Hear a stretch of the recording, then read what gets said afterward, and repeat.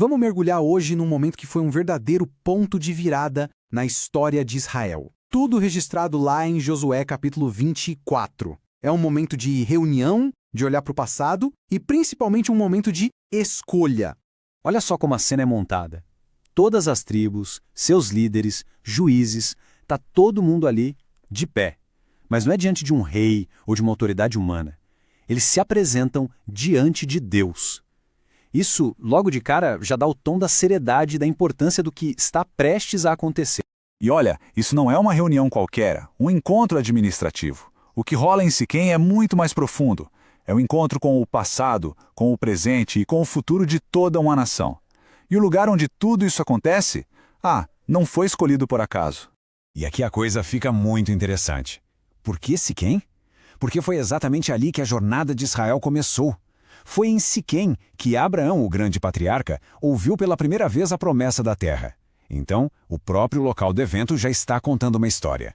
Isso amarra tudo de um jeito genial. Pensa bem, séculos depois, com a promessa finalmente cumprida, o povo volta ao ponto de partida. Para quê? Para renovar a aliança. É como fechar um ciclo perfeito de fidelidade, um momento para lembrar de onde vieram e por que estão ali. Agora vamos avançar um pouco para ver como essa narrativa se desenrola. A partir daqui, quem assume a palavra não é Josué, é o próprio Deus. Ele toma o centro do palco para contar a história da nação, só que da perspectiva dele.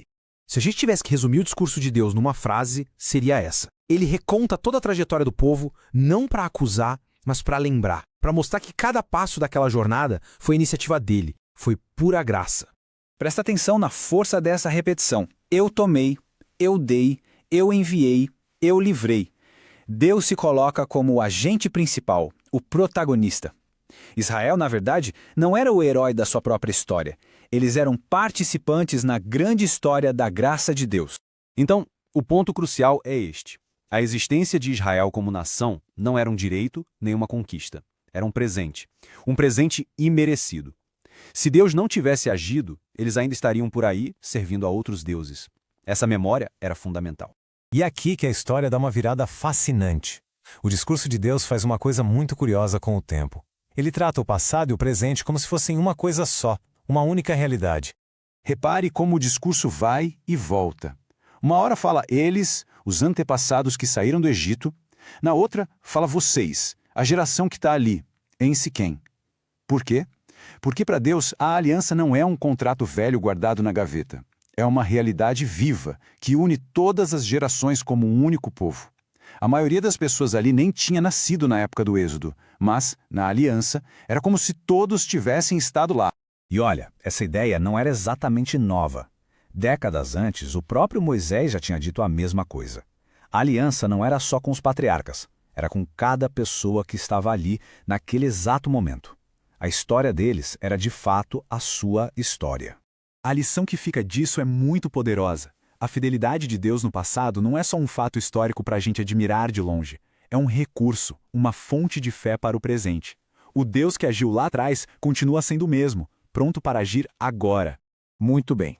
Depois de toda essa retrospectiva de relembrar a jornada, a narrativa chega ao seu clímax.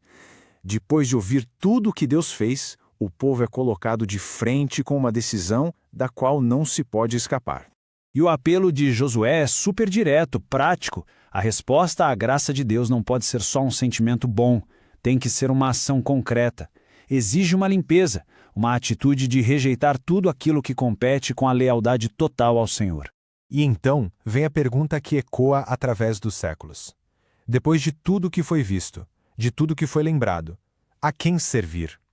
Essa não é uma pergunta teórica, abstrata. É a consequência lógica de se lembrar da fidelidade de Deus.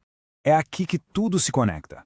Lembrar do jeito certo o que Deus fez no passado molda, diretamente, as decisões que se toma sobre o futuro. A memória alimenta a devoção, e a gratidão exige uma resposta. Mas essa escolha não é só uma coisa individual. A narrativa deixa no ar uma última pergunta bem importante, que amplia a nossa perspectiva. A fé e a obediência de um têm um impacto coletivo. As nossas decisões afetam todo mundo ao nosso redor. No fim das contas, a história de Josué 24 é um convite poderoso para a gente olhar para a nossa própria história e reconhecer a mão de Deus agindo. E, a partir dessa memória, vem o chamado para uma escolha clara. A quem vamos servir hoje? E aí, o que acharam dessa reflexão? Se ela foi importante de alguma forma, que tal curtir e compartilhar para que mais pessoas possam pensar sobre essa mensagem? A gente agradece a companhia